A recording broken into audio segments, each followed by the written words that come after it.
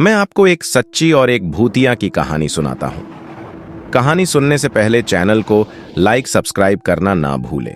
गांव से लगभग 5 किलोमीटर दूर एक घना जंगल था, जिसे लोग भूतिया जंगल कहते थे। यह जंगल बहुत पुराना था और इसके बीचों बीच एक टूटी फूटी हवेली थी। गांव में बुजुर्गों की कहानियों के अनुसार इस हवेली में एक आत्मा का वास था।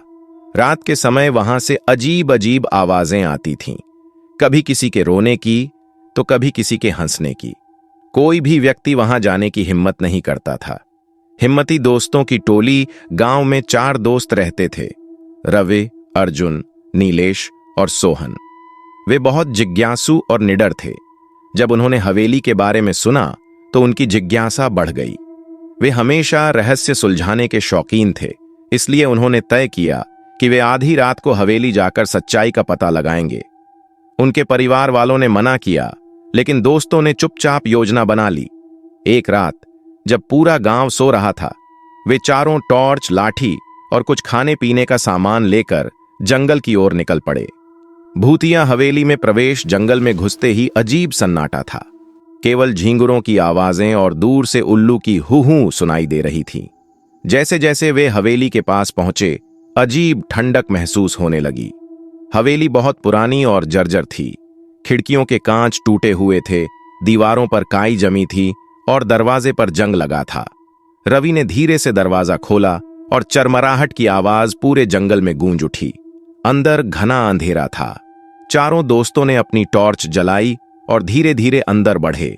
हवेली के अंदर धूल जमी थी और मकड़ियों के जाले हर जगह थे। डरावनी घटनाएं शुरू होती हैं। जैसे ही वे अंदर गए, अचानक दरवाजा अपने आप जोर से बंद हो गया। चारों दोस्त घबरा गए। अर्जुन ने दरवाजा खोलने की कोशिश की, लेकिन वह जाम हो चुका था। तभी उन्हें ऊपर से किसी के पैरों की आवाज सुनाई दी, थक थक थक। चारों ने डरते डरते ऊपर की ओर देखा। एक सफेद परछाई सीढ़ियों से नीचे आ रही थी। उसकी लाल लाल आंखें चमक रही थीं और उसके लंबे सफेद बाल हवा में उड़ रहे थे। कौन है वहां? रवि ने हिम्मत करके पूछा। तभी वह परछाई एकदम से गायब हो गई और एक जोरदार ठहाका गूंज उठा। हवेली की खिड़कियां तेज हवा से जोर जोर से हिलने लगीं। सोहन कांपते हुए बोला, मुझे यहां से निकलना है। भूत का रहस्य नीलेश ने हिम्मत जुटाकर टॉर्च चारों ओर घुमाई। तभी एक कोने में उन्हें किसी की परछाई दिखी। उसने झट से उस पर रोशनी डाली और सब चौंक गए। वह कोई भूत नहीं, बल्कि एक बूढ़ा आदमी था। बूढ़े व्यक्ति ने डर कर कहा, मत मारो, मैं भूत नहीं हूं। चारों दोस्तों ने राहत की सांस ली और पूछा, आप यहां क्या कर रहे हैं? बूढ़े व्यक्ति ने बताया कि वह गांव का ही एक पुराना निवासी था, जो अकेला रहना चाहता था। उसने यह अफवाह फैला दी कि हवेली में भूत है, ताकि कोई उसे परेशान न करे। रात में वह जानबूझकर डरावनी आवाजें निकालता था और सफेद कपड़े पहनकर लोगों को डराता था। असली भूत का राज?